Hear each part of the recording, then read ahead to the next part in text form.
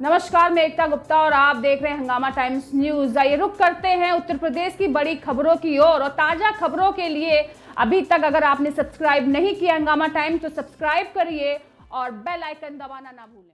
हंगामा टाइम्स से गिरजेश, आज जो है आपातकालीन भारतीय लोकतंत्र और राजनीति के सबसे दुखद जो घटना घटित हुई थी आज 25 जून 1975 को, आज उसी के उपलक्ष्य में जो है यहाँ पे ये सेमिनार, ये जो है प्रेस मतलब वार्ता रखी गई है और लोग बाग अपने भावों को जो उस समय जो पकड़े गए थे, जो किया गया था, उनका मान सम्मान भी किया जा रहा है।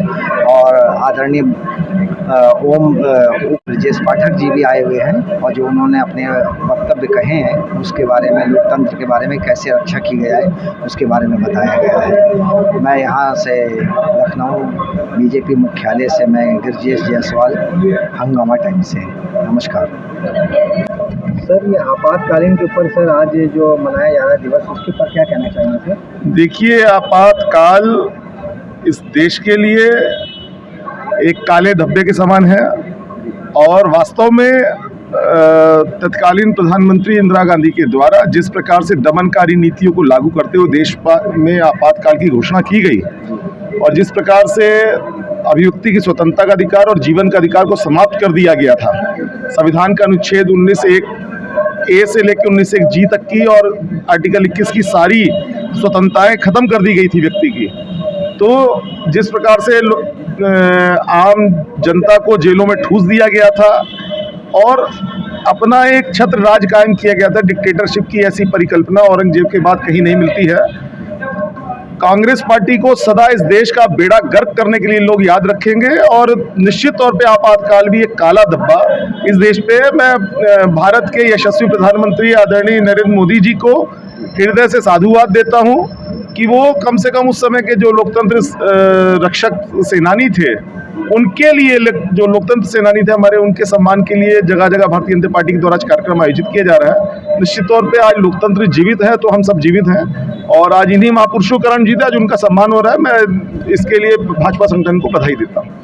सर, इसमें काफ़ी लोग जो है उन लोगों को उस समय जो है पकड़ के जेलों में डाल दिया गया था और ये मतलब माना जा रहा था कि जो गैर कांग्रेसी जो जनसंघ था उसके ऊपर उन्होंने काफ़ी अत्याचार किया। देखिए, मैं आपको बताऊं, यही इमरजेंसी का समय था जब भारत के माननीय प्रधानमंत्री को सिख वेश में पंजाब में कई माह गुजारने पड़े थे और जो आपका मूल अधिकार हैं वो मूल अधिकार निलंबित कर दिए गए थे और भारत की न्यायपालिका को भी दमन करने का कार्य किया गया था। जिसको चाहा जा रहा था उसको जेल में ठूसा जा रहा था। जिस प्रकार से जनसंघ के लोगों के ऊपर या आपका बाकी अन्य विपक्षियों के खिलाफ जिस प्रकार से उस समय कुचक रचा गया, वर्षों वर्ष कई लोग तो मार दिए गए, कई लोगों को जेल डाला गया।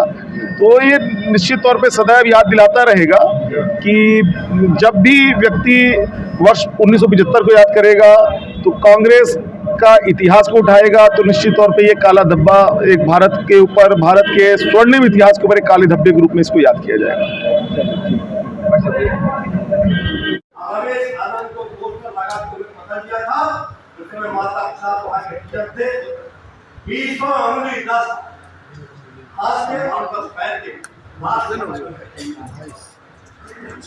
इतना ही नहीं, स्वदेश गुप्ता जो लखीमपुर के हैं उनको जब पकड़ा तो इसी लखनऊ में उन्होंने कम से कम 1000 जगह सिगरेट से जलाया था।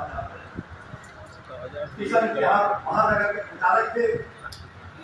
तो देश में सहयोग के नाते से दावे दे गए और भारतीय जनता पार्टी उत्तर प्रदेश के यशस्वी उपाध्यक्ष और विधान परिषद के सदस्य आदरणीय सलील बिश्नोई जी विशिष्ट अतिथि के रूप में हम लोगों के बीच में उपस्थित हैं।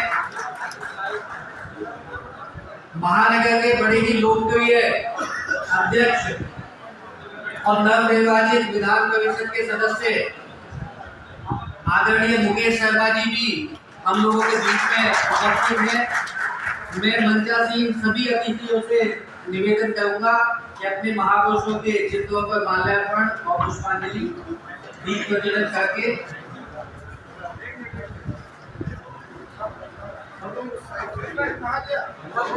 भाई साहब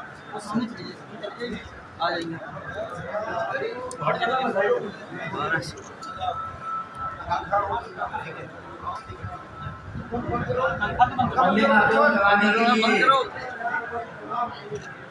हमारे बीच में तीन बहनें उपस्थित हैं। श्रीमती नीलिमा त्रिपाठी जी, सीयू श्रीवास्तव जी और वीना शुक्ला जी को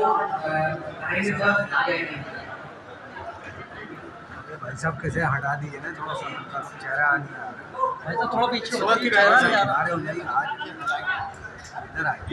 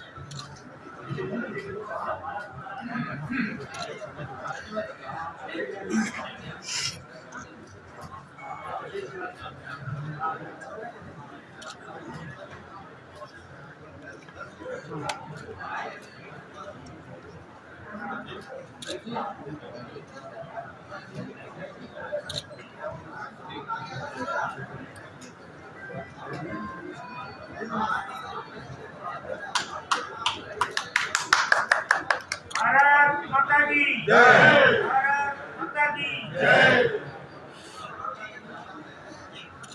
भैया है नहीं,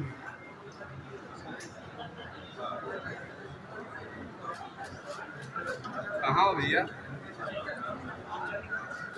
अंदर ही तो है हम भी। हाँ वही।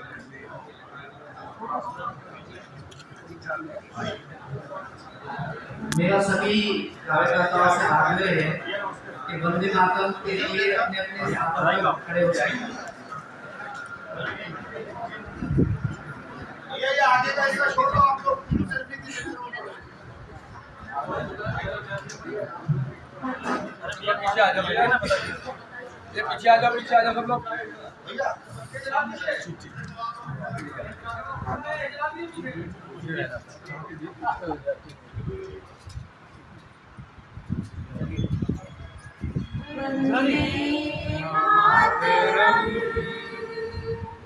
वंदे मातरम सुजलां सुफलां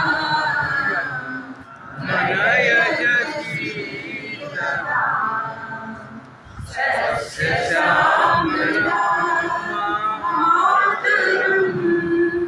वंदे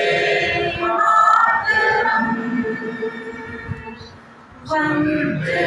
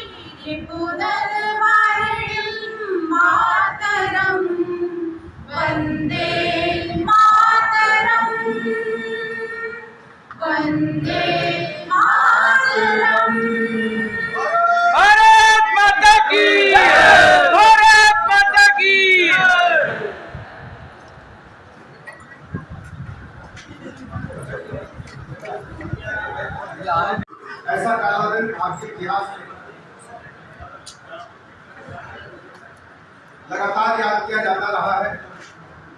आज भारतीय जनता पार्टी के प्रदेश मुख्यालय में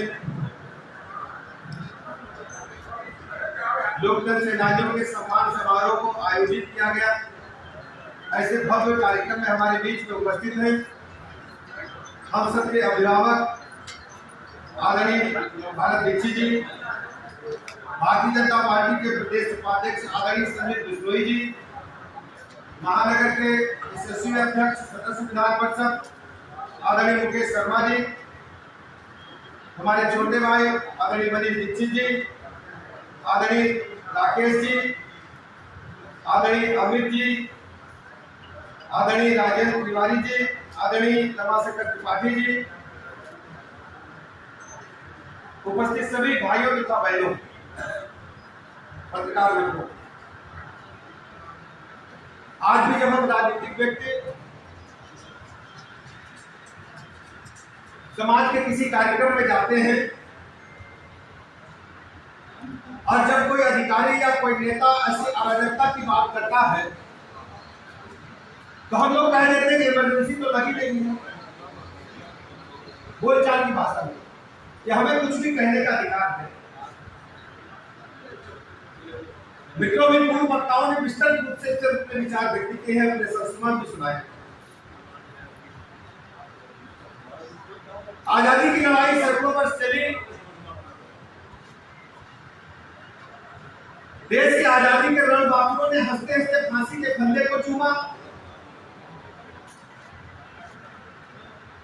अपने प्राणों की आहुति दे दी, देश आजाद हुआ, अंग्रेज इस देश को छोड़ करके चले गए। लेकिन देश की आजादी के बाद देश कैसे चलेगा, इस पर विचार मंथन शुरू हुआ। संविधान सभा का चुनाव हुआ। भारतीय संविधान की संरचना दुनिया के जो श्रेष्ठ संविधान थे उनका गहन अध्ययन करने के बाद हमारे प्रणेताओं ने लगातार कई दिनों के चर्चा के बाद किया। भारत का नाम भारतवर्ष हो, आर्यावर्त हो, इंडिया हो, हिंदुस्तान हो, इस पर लगातार 18 घंटे बहस चली। उसके बाद भारत का नाम तय हो पाया था, जिसे हम भारत को आज भारत देश इंडिया कहते हैं। भारतीय संविधान की संरचना जिस मेहनत के साथ हुई थी, वो संविधान सभा को जो आप पढ़ेंगे तब आपको पता चल पाएगा। और ऐसे लोगों का जिक्र करना हम समय समय पर भूल गए जिन लोगों ने देश की आजादी के लिए अपनी प्राणों की आहुति दे दी। प्राणों की आहुति देते समय उनको इस बात का बिल्कुल भी जानकारी नहीं थी कि आने वाली सरकार जब सत्ता प्राप्त हो जाएगी तो हमको स्वतंत्रता संग्राम सेनानी घोषित करेगी, हमको ट्रेन में आने जाने का किराया नहीं देना पड़ेगा, हमको ताम्रपत्र मिलेगा, हमारा महिला मंडन किया जाएगा। उन लोगों ने हंसते हंसते देश के लिए भारत माता के समर्पित भाव से काम करते हुए अपने प्राणों की आहुति देने का काम किया।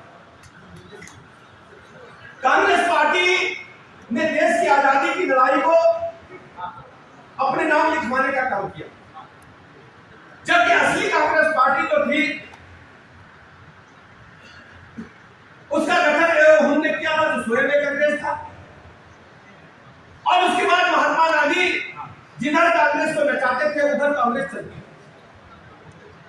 चूंकि महात्मा गांधी ने कांग्रेस के नेतृत्व में देश की आजादी की लड़ाई में अहम भूमिका निभाई थी, तो माना गया था गांधी भारत की आजादी के अगुवा हैं।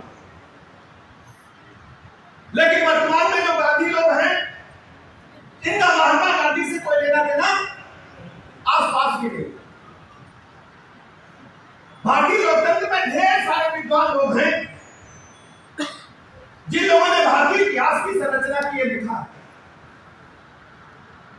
लेकिन आजादी के बाद इमरजेंसी तो 1975 में लगी, देश के इतिहास को तोड़ा मरोड़ा गया,